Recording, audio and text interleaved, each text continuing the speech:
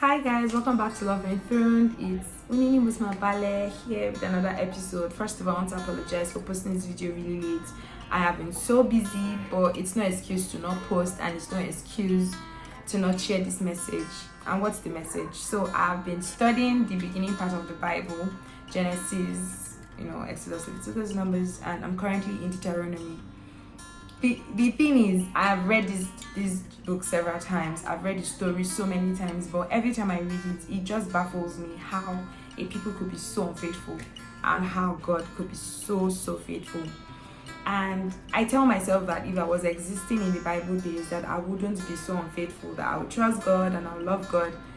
But the truth of the matter is, guys, I think I'll be so unfaithful because, even up to today, there are times when I'm faced with impossible situations and I just resort back to human instinct and I forget the promise of God. I forget what I'm supposed to do and then I just want, I want the easy way out. And that's the same thing with Israelites. So it's easy to point fingers at them and say, oh, they were unfaithful, but really, aren't we?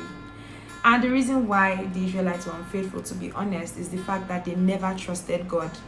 So if you trust God, then you would hold firm to his word and you will love him regardless of whatever happens.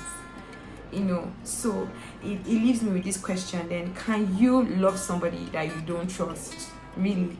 Can you? Can you be vulnerable with somebody that you don't trust? Can you put your life on the line for someone that would be unfaithful to you or would ditch you the next minute? Can you do that? And I've always believed that you can't love somebody you don't trust or you cannot trust. But today I learned something really amazing, and that is the fact that real love or true love is the love that you love the person regardless of whether you trust them or you don't trust them. God loved us knowing that we were unfaithful. He loved us knowing that they would sting, they would break my heart, but he just kept loving. He kept providing bread, manna, everything. Think about it. Even now, God still loves us, despite the fact that the next minute after this video, I could probably sin or break his heart, but he loves me. And so, does God trust me? Maybe he doesn't, but he loves me. And he trusts that one day I would trust him enough to be constant in my love for him. And honestly, guys, that's the truest, realest form of love if you really think about it. So you might want God to heal you. You might want God to provide. You might want God to take away some burden or some problem. But what if he doesn't take it? What if he decides not to? Does that mean you stop loving God? Does that mean you resort to solving the issue your own self? This is what Job understood when he said, though you slay me, yet I'll praise you. He believed that even though God doesn't heal him, even though God doesn't restore his wealth or whatever he had lost back, that's the true definition of we die here. Can you say you die here for God? Regardless of what comes your way, you won't deviate, you won't be unfaithful.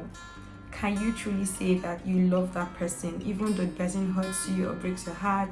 Can you say you love the person in the right way? Would you see the person in trouble or in need and you would help? You might be like, I beg, everybody will do alright.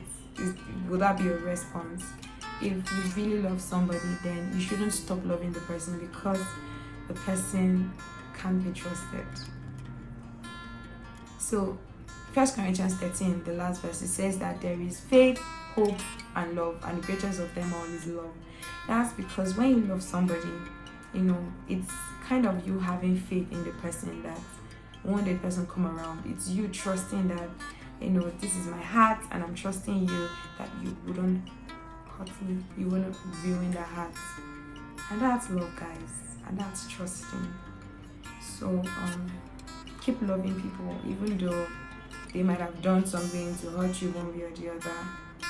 Really, just put love first. And who knows, one day they would get to understand that kind of love and that kind of trust. So that will be all for today. Remember that Loving is enthroning God. Anytime you love God, every time you love people, you are enthroning God in that situation. You're enthroning Christ in your life and the lives of others. So remember this, and I'll see you next week. Earlier, not this late. Earlier. Alright guys, thank you so much for always watching, supporting, liking, viewing.